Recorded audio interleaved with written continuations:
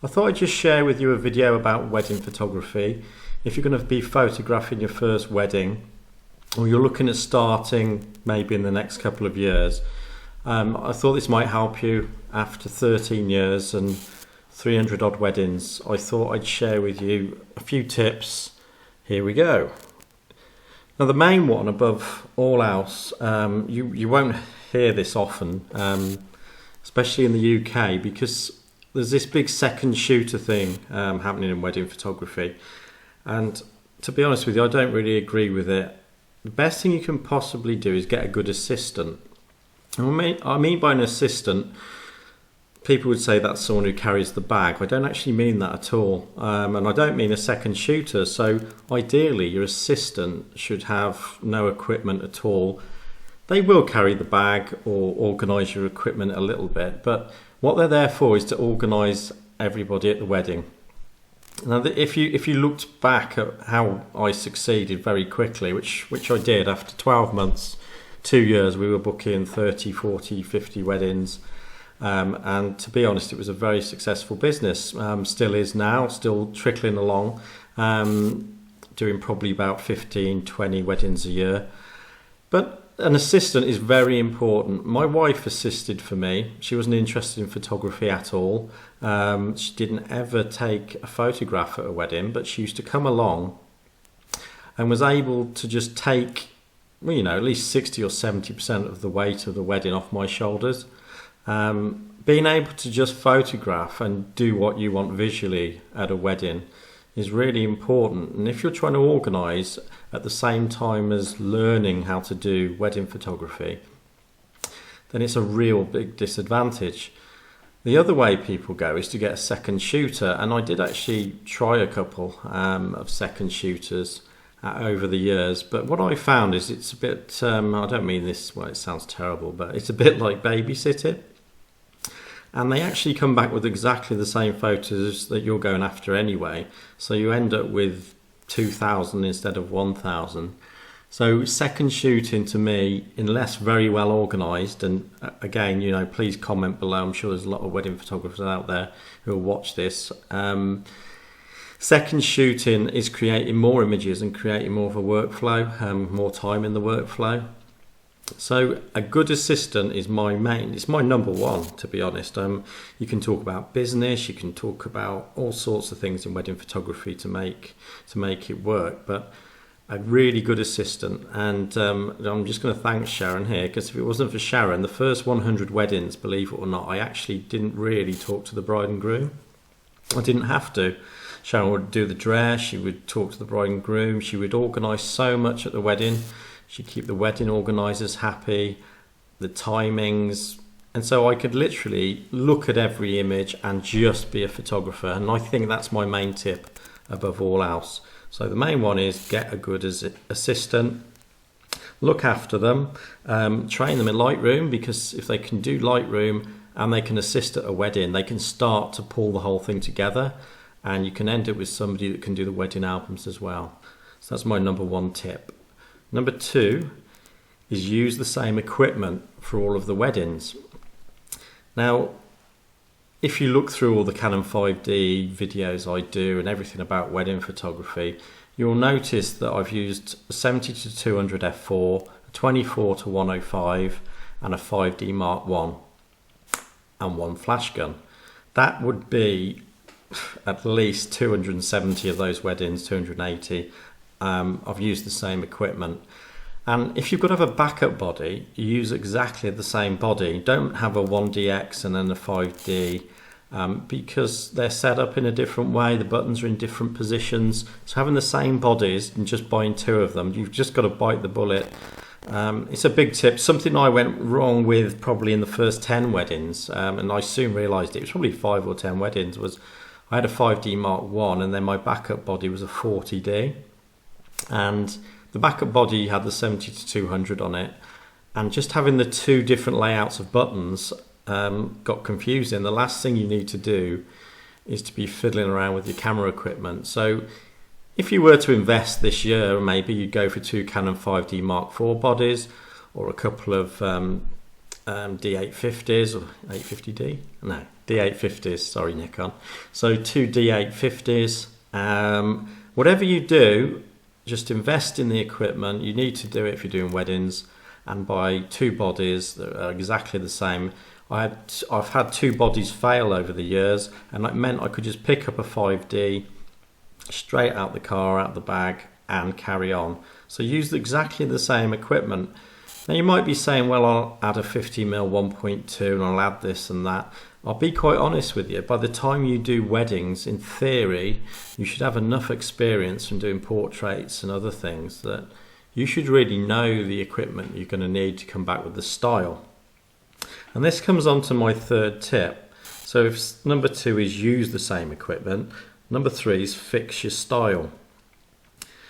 Now I only say, if you looked at the top wedding photographers over the past 20 years or 30 years, you would probably find they fix their style. And I did exactly the same, literally fixed the style. I haven't changed it. My couples know exactly what they're booking. If they booked me in 2015 and it was this year they were getting married, the portfolio hasn't changed, the colours haven't changed, it's all the same. And some people might say, well, that's boring. Well, it's not actually, because you've got to remember that wedding photography is not a hobby, it's a business, and you're selling a product that needs to be consistent. So what I've done is fix the style so that it's exactly the same from day one until today. So Saturday's wedding this Saturday will be the same as the first wedding I shot 13 odd years ago. So fixing your style is number 3, and it's my biggest tip. Now if you're into colour and black and white, you'll see a lot of top photographers are actually going the black and white way and not showing any colour photography at all.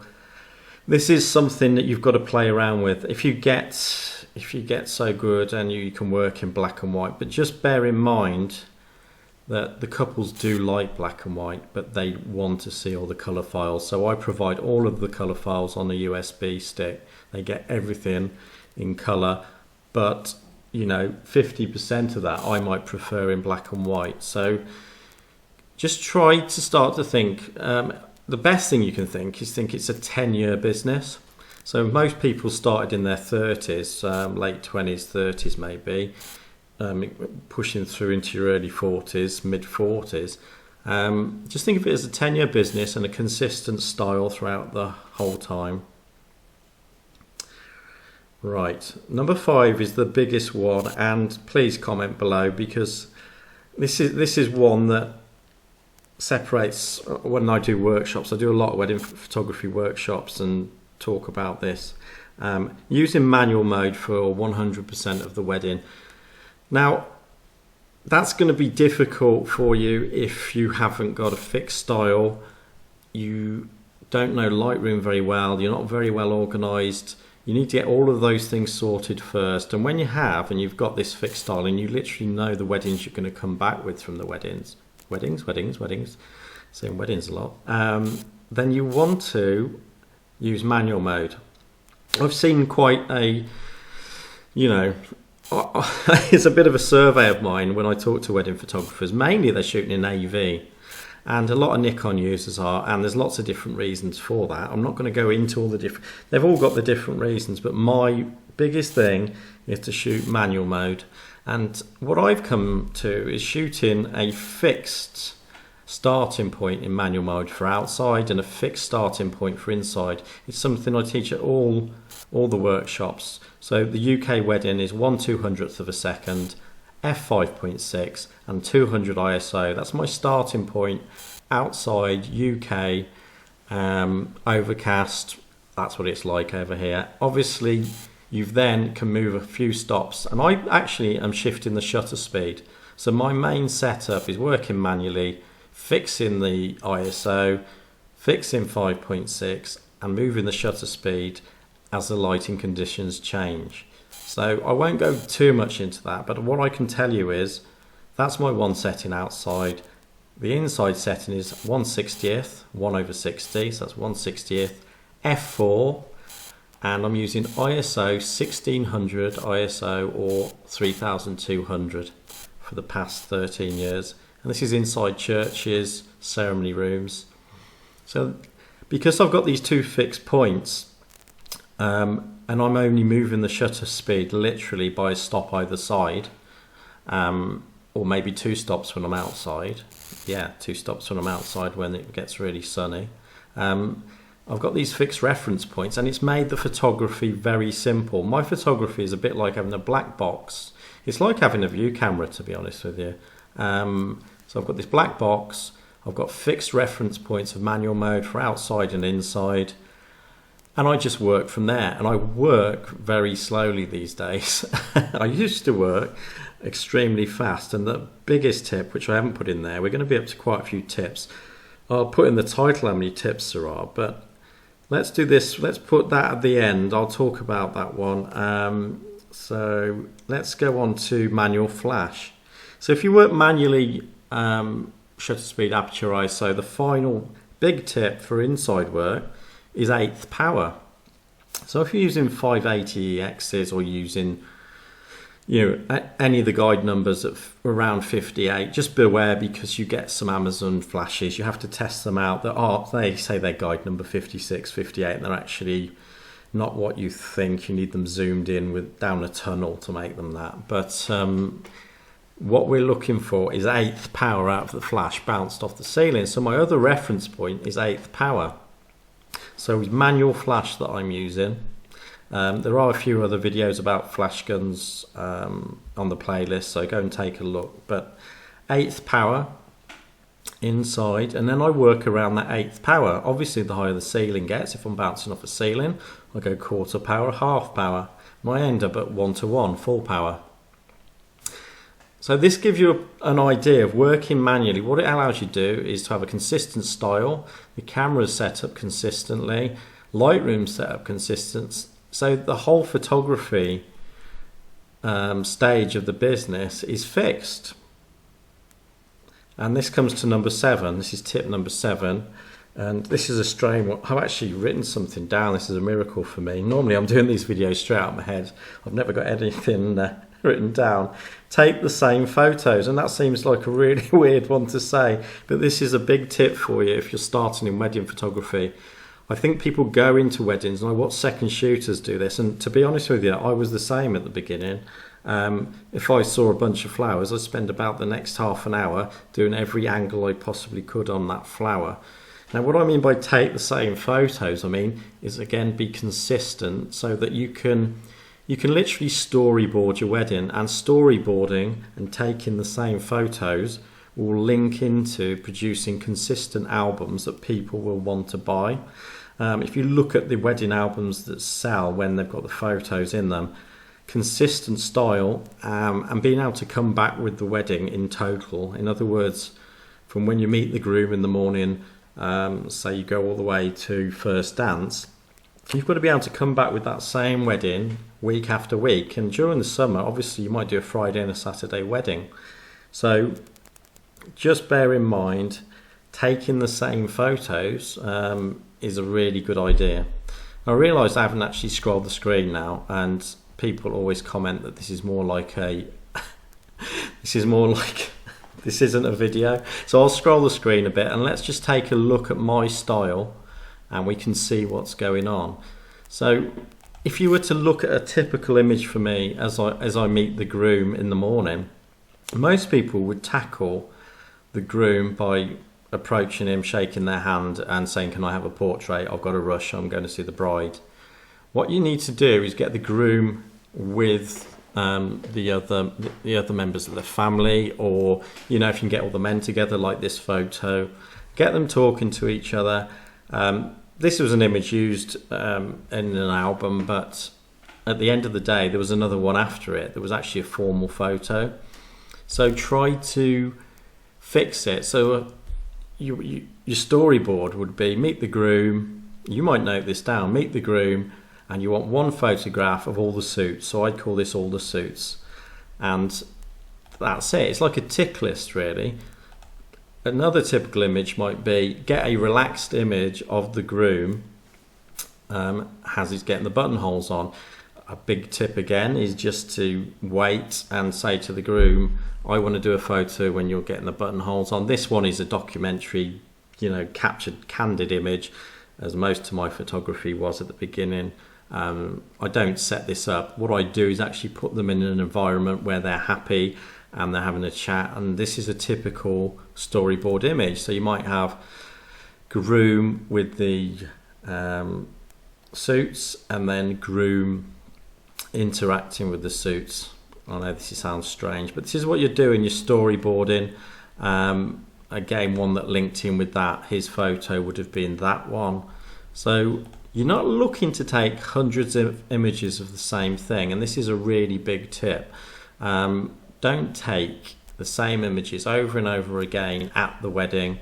So they don't need tons of images of exactly the same thing. What you're looking to do is to get something that is valuable and then move on. Another typical image is exiting the church.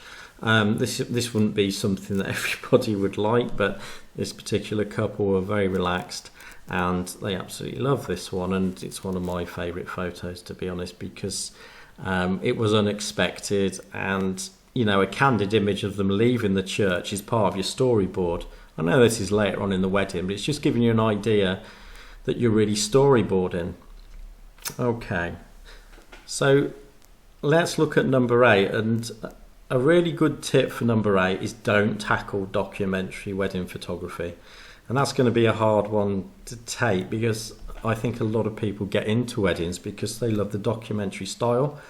Unfortunately, I say this, it is the hardest end of wedding photography, mainly because you're going every week. If you were doing 2 weddings that summer and you happened to get a really good one and it was for a friend and they were really pleased, to be honest, that's not wedding photography.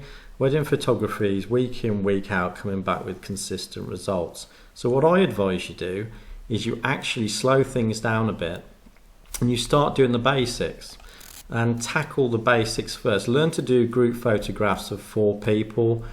Learn to do photographs of the bride on her own. Start to do fixed photography, portraits. I know this is a once in a lifetime image, but you get the idea. If you take the peacock out and you've just got a couple, square image, nice and simple, that's what you need to be doing. Again, comment below if you disagree, but this is what you should be doing. Details are important, obviously, at weddings, and documenting the details is easy. It's not the hard end of photography. So if you were to start your business and you were to say, right, I'm going to really concentrate on details and I'm going to concentrate on group photographs and portraits, you'd be going in the right direction, to be honest. So things like this are very easy to capture. Things like this, to come back with that at every wedding, just to give you an idea, this sort of thing is very difficult to get, and you're going to come. I think that I still love documentary photography, but what I would say, and when I say documentary photography, people are going to come down on me like a ton of bricks saying that. I still do documentary photography, but it's more portraits these days. This sort of thing is the thing to learn. Slow people down. Say, I'm going to do a portrait. Let them know what you're going to do. Come back with the image. It'll go in the album. These are storytelling images. It's still documentary photography. The word's candid.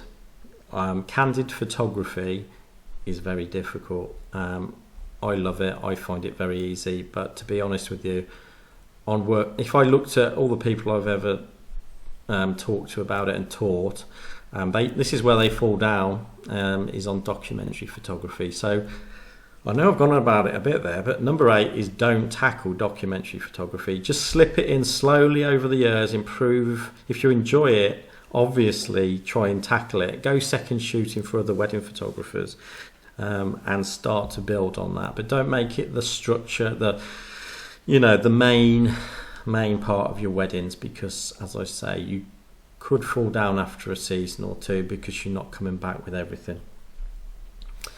Okay.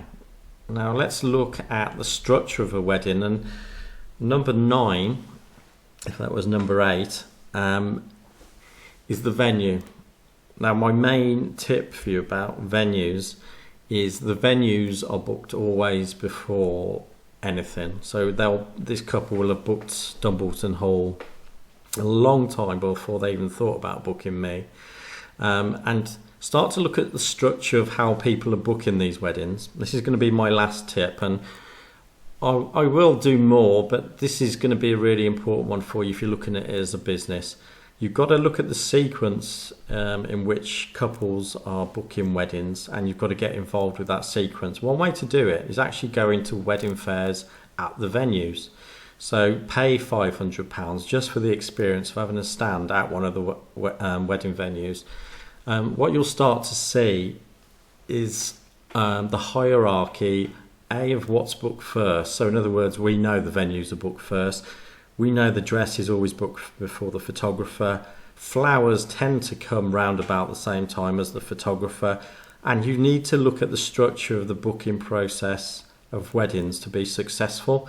And this is what people don't look at. They think they're just looking on Google for photographers, and that's the end of that.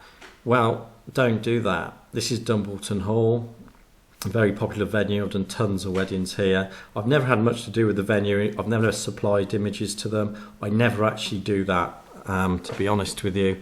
Up to you if you get involved with that. But what I do know is for the fact, if I show an image on my website of Dumbleton Hall with a couple in front of Dumbleton Hall, and then the next couple are looking for a wedding photographer, they're looking for somebody that's got experience at that venue.